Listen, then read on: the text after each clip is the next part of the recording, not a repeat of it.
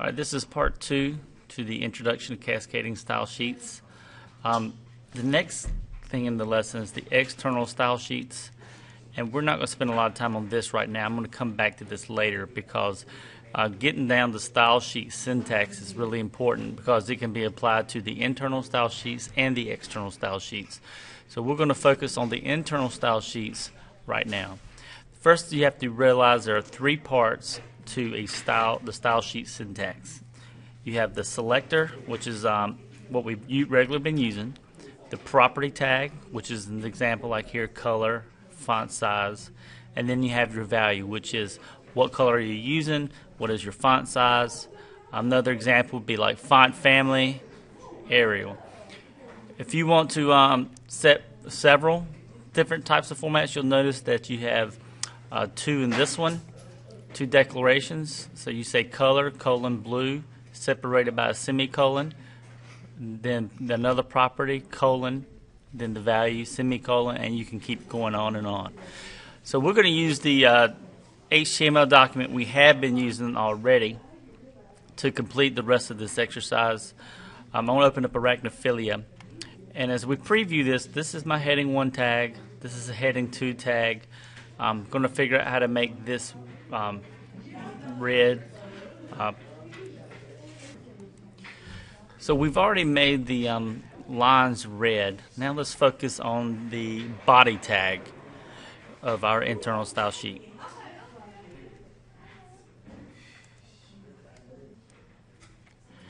So we're going to address the body style first. We'll go to our style sheet here. We have a body tag, and usually we've been doing body style equals and doing everything back here. But now we're going to do this in the internal style sheet part. So to do that, I'm going to type the word body, bracket, hit enter, tab over, and we want all our background to be blue. So we're going to do background dash color colon blue. Now I'm using the word blue, but later on you'll get more specific, and I'll show you how to do that now.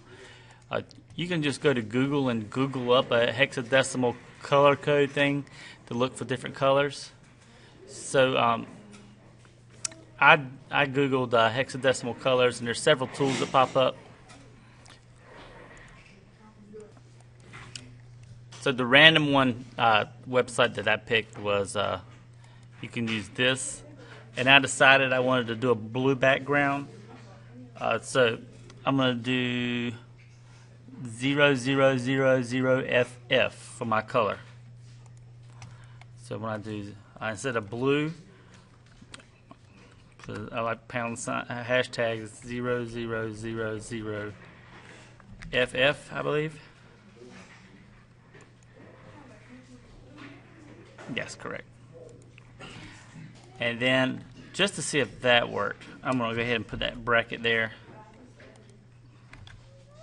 Save my changes, preview, and there we go. It's a blue background. It's very specific blue. It's different than the blue if I would have just typed blue. So now I got the body background colors blue. Other things I would like to do to that is I want all my text to be white.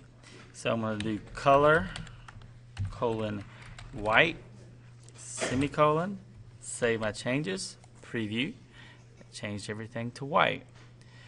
Now you see a link down here. This is a visited link, so it's purple and you can see it. But if I hadn't visited, it would be blue, and it would be very hard to see it. So we're going to change the link, and these codes are all found. If you go, the best tool in the world is w3schools.com. Click on CSS, and it has everything from background colors, text, fonts, links, and you can see here that they have all the links: the regular link, visited links, hovering over the link, the active link. I'm just going to use the A link right now, just any link, and I'm going to change the color to white. So I'm going to go back to Arachnophilia, A colon link, and I'm going to do color colon white, semicolon, and I'm done. Now again, you can go back and change the visited link, hovers, and all that, but for this exercise, we're just going to do active links. If I wanted to do a visited link, I would do 8 visited.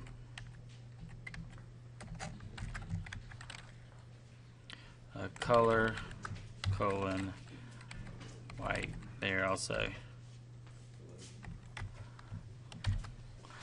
And save my changes and preview, and then that changes that to white. All right, so we've changed the body, the regular links, and the visited links. Now let's address the headings. We want the headings to stand out. We want them to be center, Arial, and a different color, like a yellow. So I'm going to do H1. And the first one is font family that I'm going to address. It doesn't matter which declaration you put first. Semicolon, tab over. We're going to do color. And let's go back to our website where we had colors to pick from.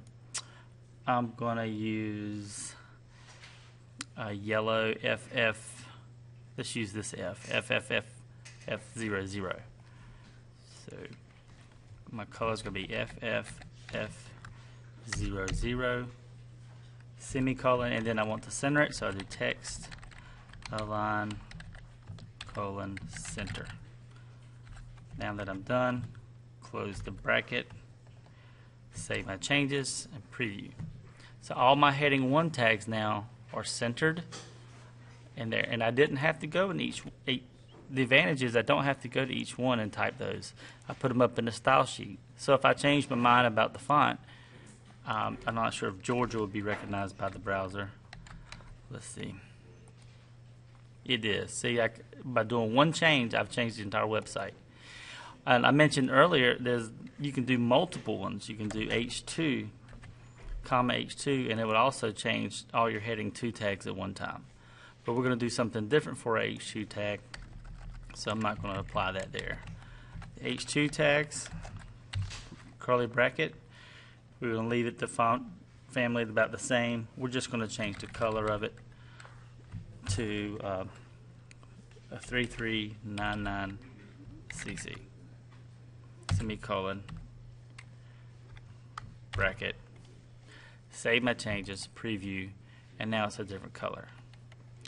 So by just changing the style up here, I've changed the entire document using just regular old codes. So if I wanted to change the paragraph tags to be all these a larger font, I could do P bracket font size colon, we could do 40 pixels just to see what happens. I like to put a little space in there.